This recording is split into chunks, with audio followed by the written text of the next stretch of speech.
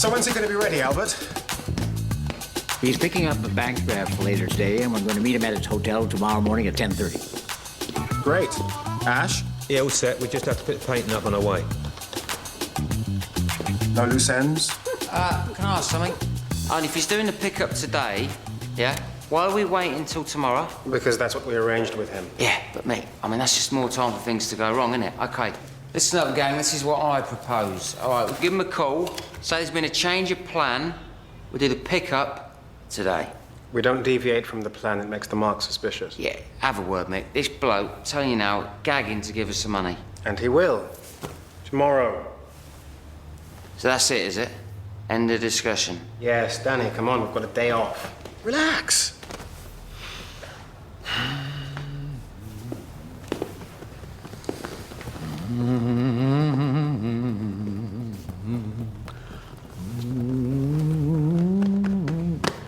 Cards, anyone?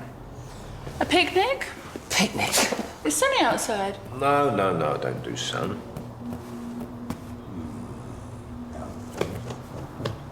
Dice. We haven't got any dice. I just Happen to have in- some with me. You're incorrigible, Albie. Thank you, my dear. A drink? Frozen margaritas. No ice. No ice. The ice machine made that strange kind of gurgling sound, and then it went off. Died. The ice machine. Yeah. By the time I fix it, it'll still be half hour before we get any ice, won't it? Shop on the corner sells bags. Okay, come on then.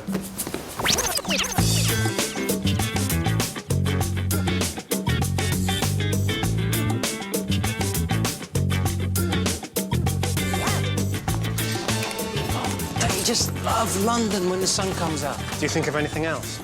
No. Can I ask you something? No. Only unless I'm missing something, you don't seem to get much in the way of female company. I do all right. When?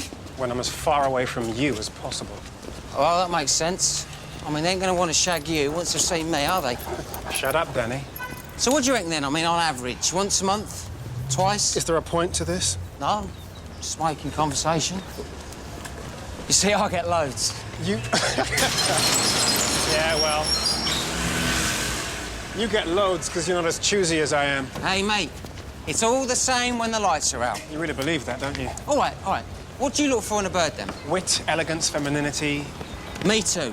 And if they've got a humongous pair of jugs, bingo.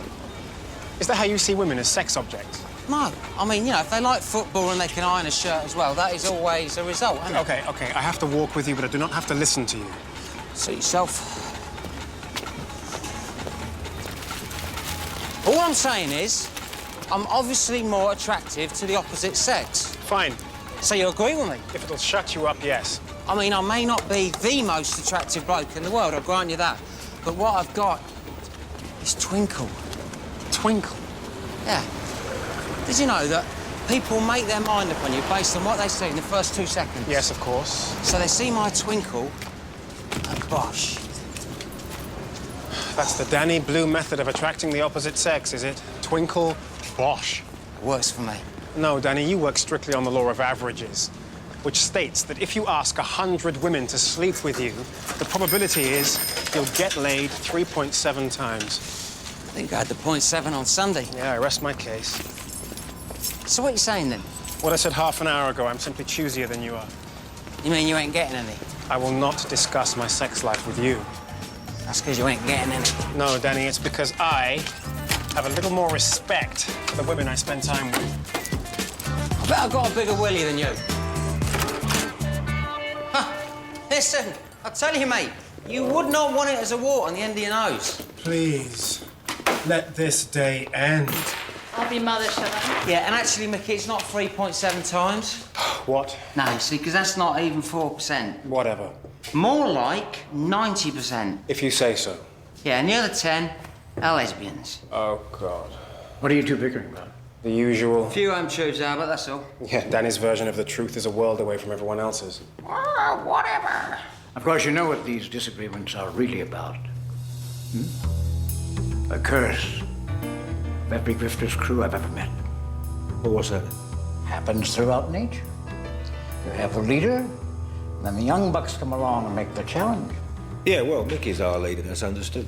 Hello? Did I miss the vote? We don't need a vote. Of course, in the old days, these things were settled. Order was restored within the crew, so it didn't affect the con. What, like a duel? Pistols at dawn sort of thing? Almost, yes. I'm up for that. If the top grifter's authority was challenged by someone in the crew, there was a test. What kind of test? The Henderson Challenge.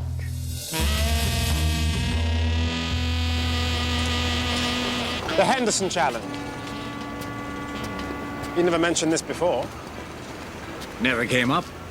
So what is it exactly? In the 20s and 30s in New York, there was a long con player called Charles Henderson. Legend has it that he met up with a short con player, Simon Devlin. Well, Henderson took him under his wing and they began working together. And that's when it started. What started? They began arguing about who was the better grifter. So Henderson issued a challenge. Which was? The truest test of a grifter's skill. They were both dropped off in the middle of New York at noon. Naked. What? Naked? As the day they were born. Henderson and Devlin agreed to meet that very evening at 6 p.m. to compare spoils and see who had accumulated the most. That's brilliant. That's brilliant. Let's do it. Oh, God, he's serious. Why not? If it's good enough for Henderson and Thingamajig, it should be good enough for us, shouldn't it? But we don't have to prove who's the better grifter. Everybody already knows that. Listen, Mick, you might be good at all the la-di-da-di complicated, haven't got a clue what's going on till the very end stuff. But when it comes to out there, down on the streets, flying by the seat of your pants, who can get the most money in the quickest time? Mate, I've got you beat hands down. In your dreams. Come on. I'm issuing you a challenge. You and me. You can't lead your own crew Why not? because you're immature, irresponsible, reckless, empty-headed and impulsive. But apart from all that, I'm ready. Forget it, Danny. It's not going to happen. Of course, Henderson knew this was the true test of a leader, to prove that his position was warranted. Wait. You're saying I should do this? No, I'm just saying why Henderson issued the challenge. What about the rest of you? Do I have to prove myself to you, too? See?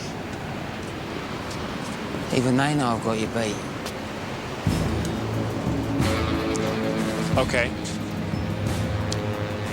When do we start? You have 1 hour until noon.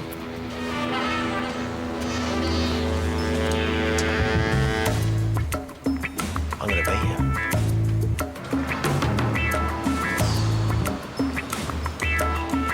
All right?